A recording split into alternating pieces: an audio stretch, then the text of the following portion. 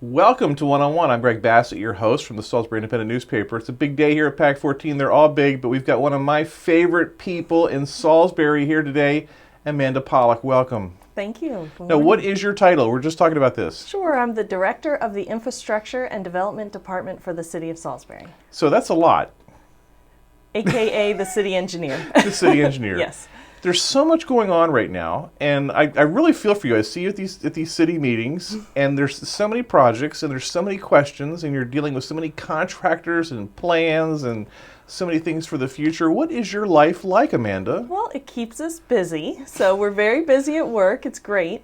As you know, the city reorganized Public Works 2 years ago, so the Infrastructure and Development Department is still only 2 years old, and our focus was to really pare down what we did where Public Works was huge, and now I'm focused on projects and development. Right. So, like you said, I'm at council a lot. We have a lot of projects going on, but it's very exciting. We have spreadsheets upon spreadsheets to track budget, schedule, who's doing what, how much is it costing. So there's a lot going on in the city. And you're unique from my point of view in that you have definite personality, and you're able to communicate and work with developers, people who want to do things in Salisbury. So there's not like this brick wall up, right. Well, here's the forms, fill out the forms.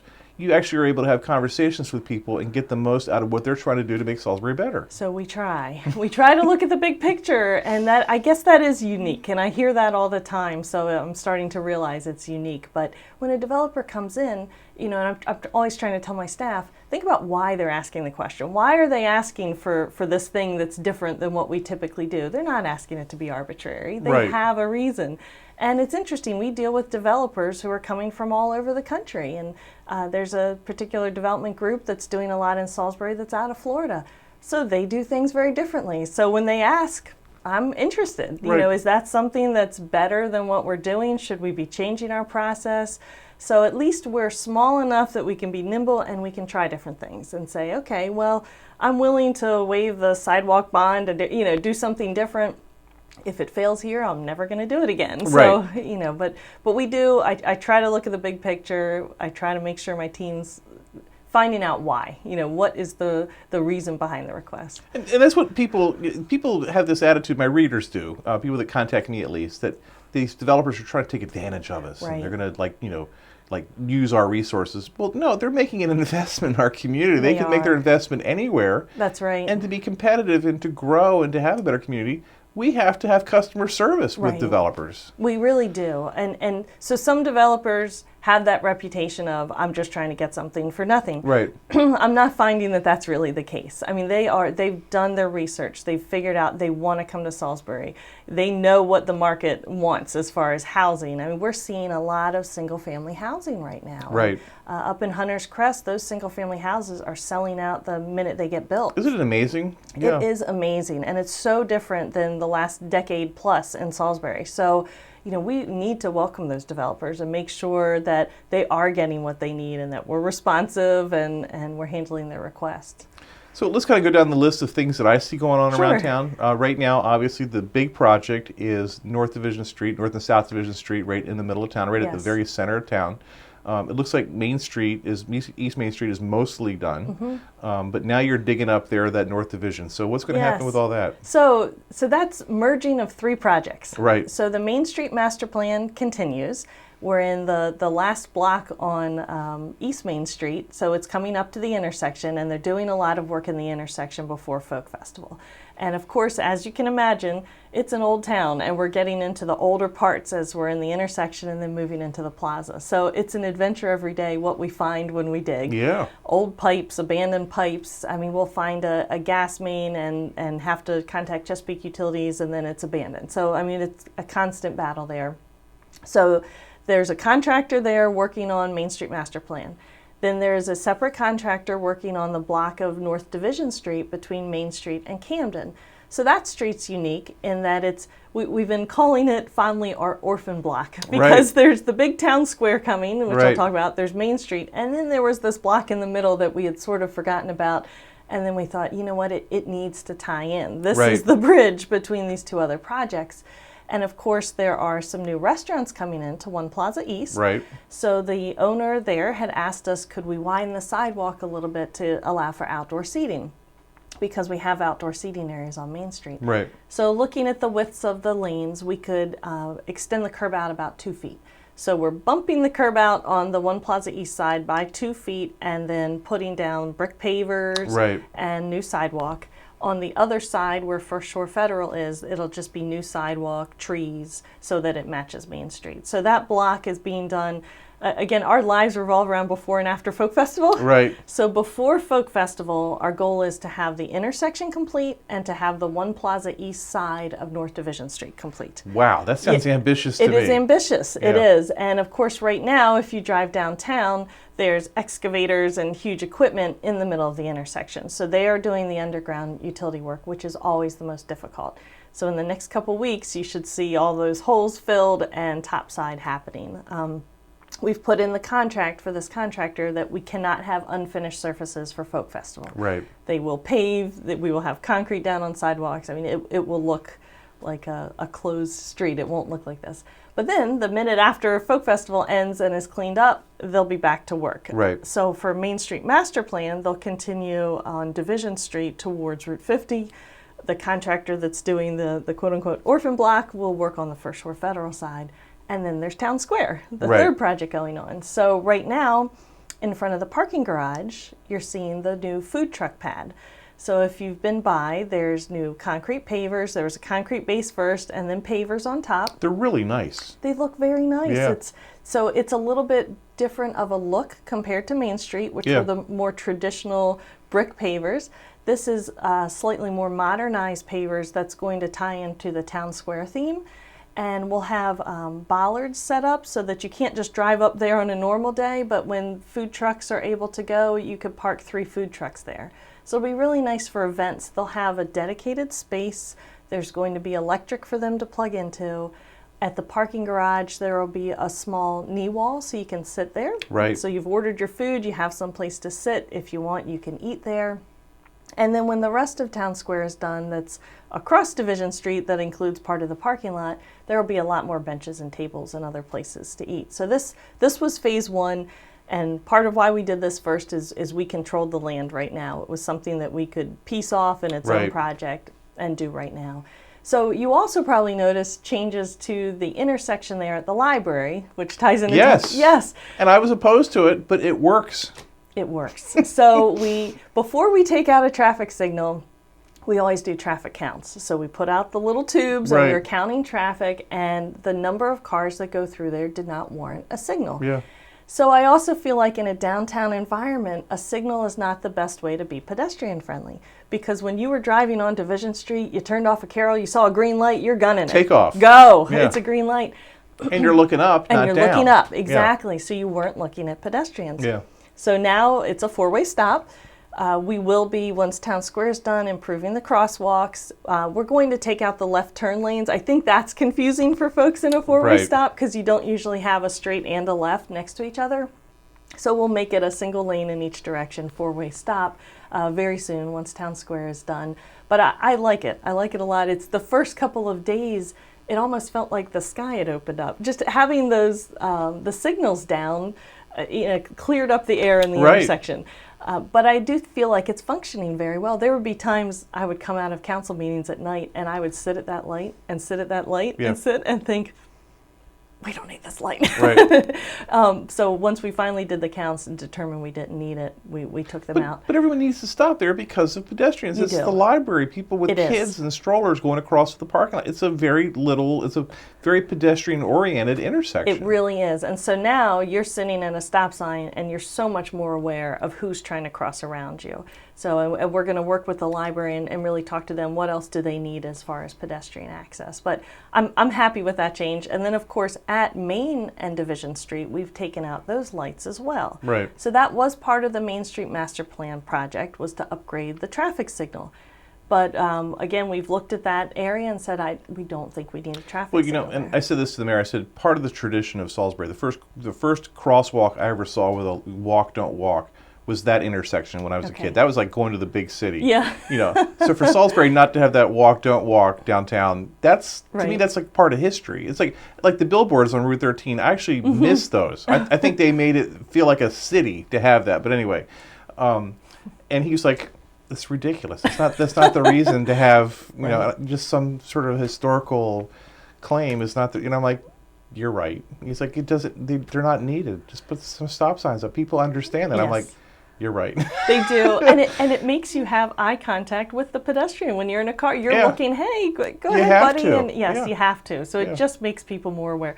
So basically, the theme of when you drive downtown is slow down. Right. There's pedestrians all over. There's new crosswalks. And there's a lot of that around town, and we'll talk about that too. Sure. People say, why does it take so long to get this Main Street thing built? And I always say, have you ever had a contractor come to your house and do something and then they don't show up for 4 or 5 days, and it's how annoying that is to have to get a hold of the contractor and work with it? I said, that's what the city's going through with these contractors. So the work is very complex.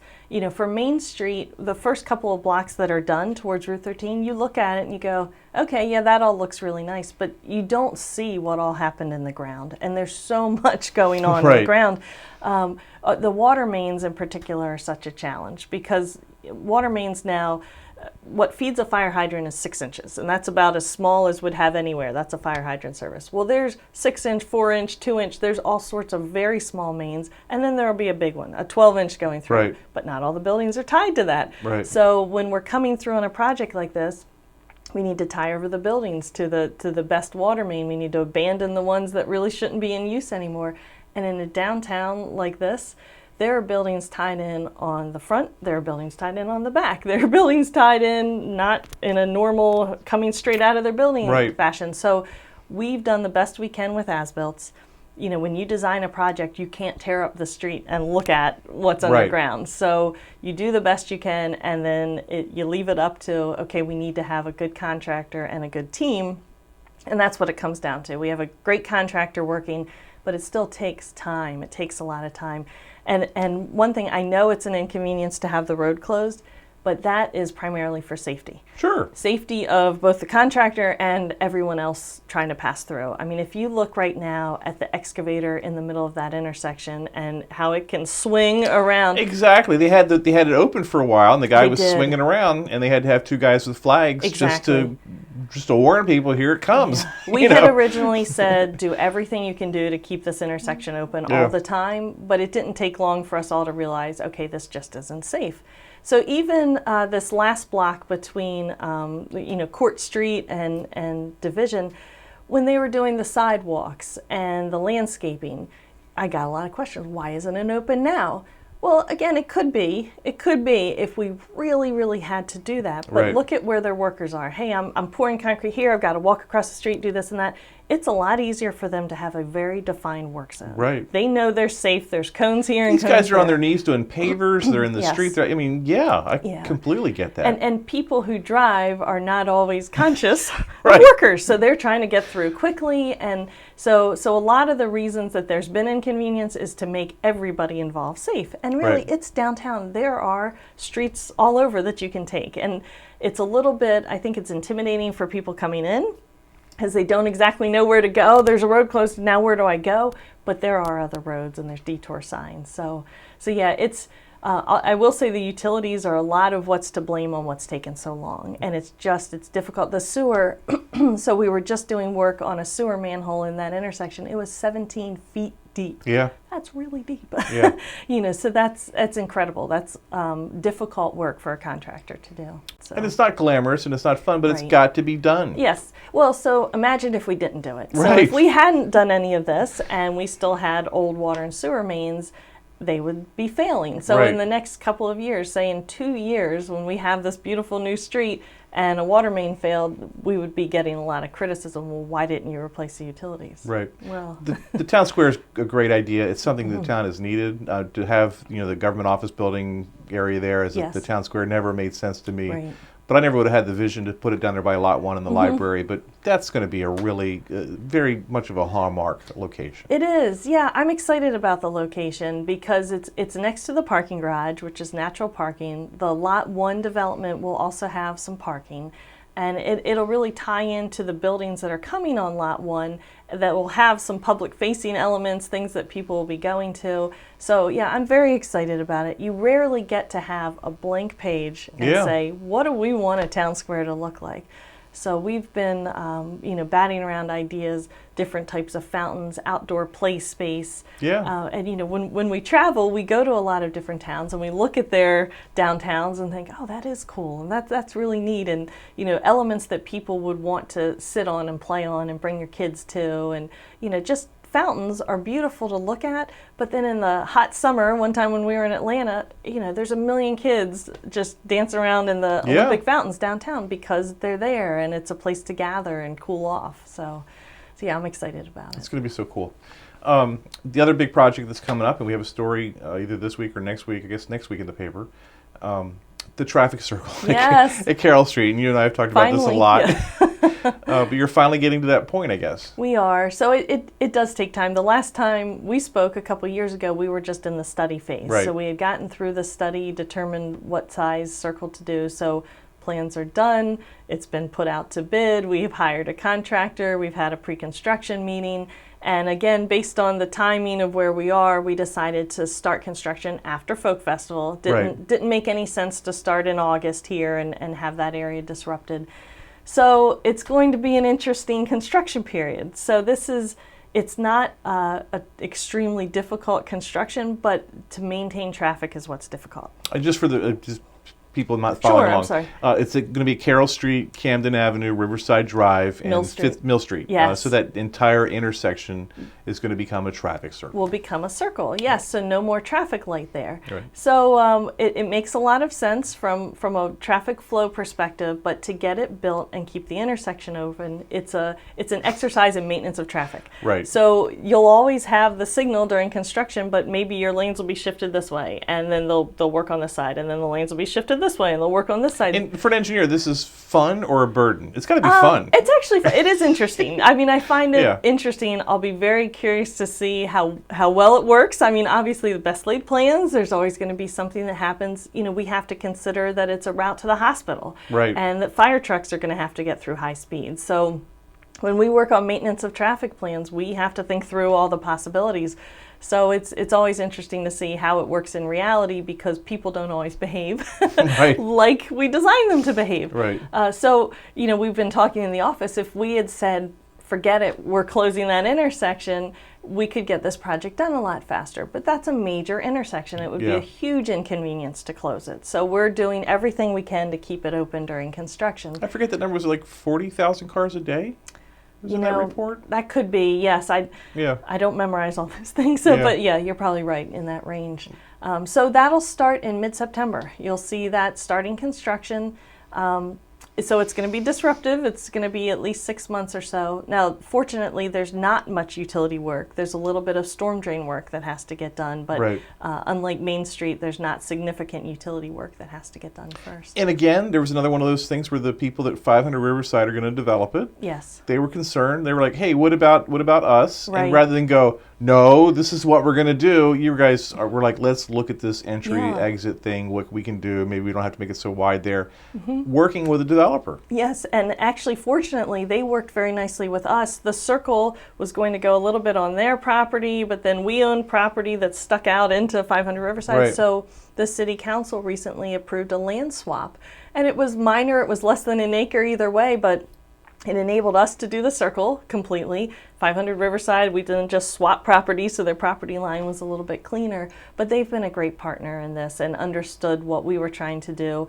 Obviously, the part up near the circle wasn't real critical for them in their development, So hopefully they'll work out very nicely together. And actually coming off of Mill Street, there will be sort of a bypass lane. So if you're coming off of Mill going to Riverside, you'll have your own lane. So you're really not even technically entering the circle.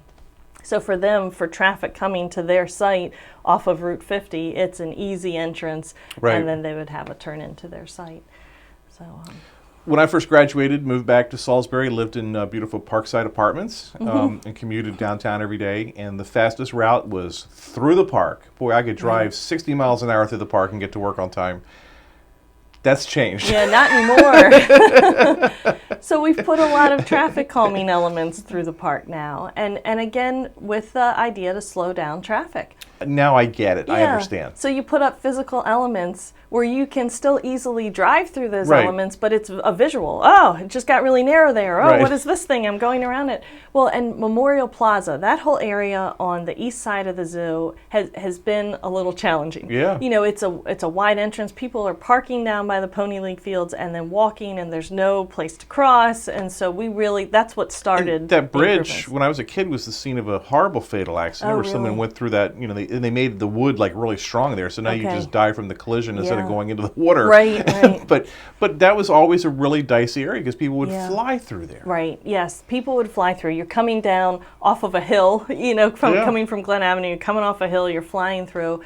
So now there's a crosswalk, there's the mini circle, you know, again, just to create that visual and to slow people down and to channelize traffic a little bit more. So we're making some improvements there. It's a challenge. The zoo has very limited parking. Right. So we know that people have to park off-site. So we want to make sure that for them to get from off-site into the zoo property, that there's an easy way to do that. Yeah, hardly any parking, and then they added, of course, Ben's Red Swings, and made it worse in terms of parking. But what a great asset that is. Oh, for sure. But everyone should just be driving 20 miles an hour around the zoo. I mean, it's crazy the way people fly through there. Definitely. Yeah. I have to talk about something that's really exciting to talk about, and that's sewer wastewater treatment. We have our beautiful plant. It seems to be working now. We've gotten some great reports out of it. What is your life like over there at the sewer plant? Yes, it's so exciting. It is one of my favorite topics. I love talking about our wastewater plant. So a couple of years ago when we talked, we had not yet met our new permit limits. And I was here saying, we're going to do it. It's going to happen. And then fortunately it did. We had good plans in place, a great team together. So the city was under a consent order from the state of Maryland that started in 2012. And back in 2012, the state said you have to meet the new permit limits by December 31st of 2017. And that was aggressive. I mean, at that time when it was set, we had not started design of the new plant. So we knew what direction we wanted to go in, but there was a lot of work to do. So we brought on the processes to meet the permit limits in the fall of 2017. Stars aligned, everything worked well, and by November we were hitting the limits. So December of 2017 was our first full month of hitting our new permit limits. So that's great, very exciting. We've been meeting those limits since, and now we're really in the part where the plant staff can start to tweak the plant. How do we want to run it?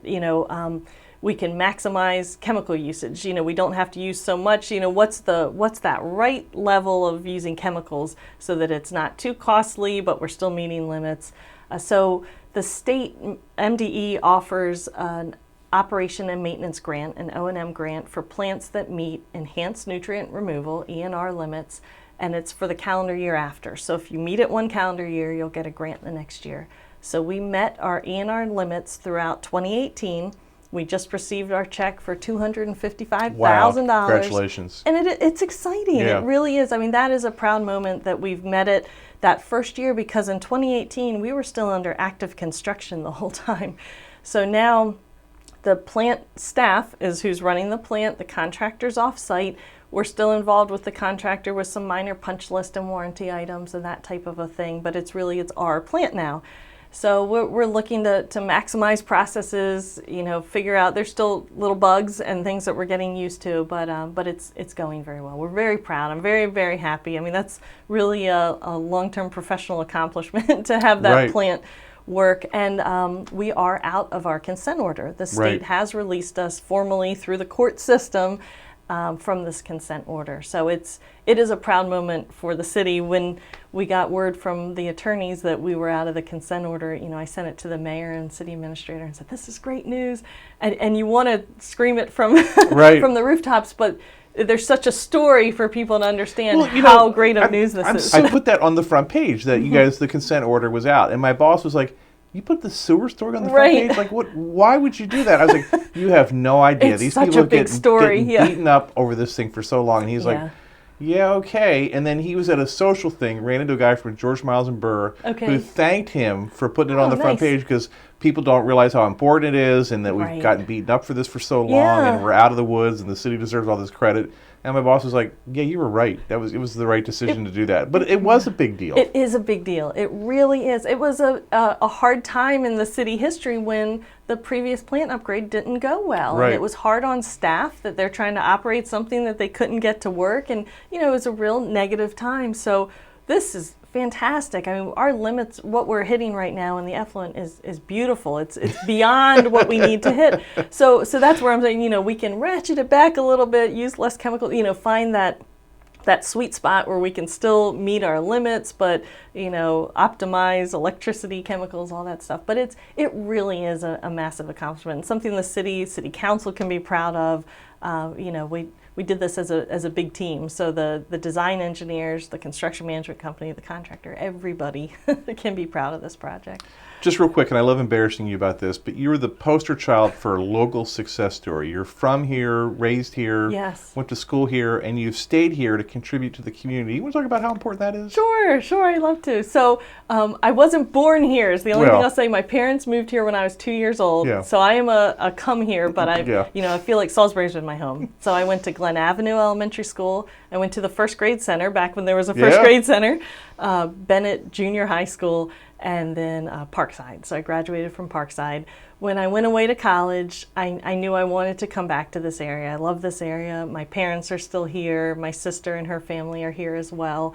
And so it was very important. So when I got engaged in college to another engineer, at the time we said, well, let's see where we can find jobs. Right. But I was very fortunate to find a good job in Salisbury, and then he was able to find good work down here as well. But yeah, I like the area a lot. And we're close to major metropolitan areas. You can go to a game in Baltimore or Philadelphia or DC with ease, a couple hours away from so many different things. So I really do encourage people to look at this area and understand what we have, the natural resources being so close to the beach and rivers and streams. It's just, I love this area. So it's interesting. I was in the consulting sector for about 16 years before I came to the city. Wow. And I think in my heart, I always knew I wanted to work for a municipality, because I really do. I enjoy what I do. I like seeing change happen. I like having a positive impact. I mean, things like the treatment plant. I really have pride in that plant.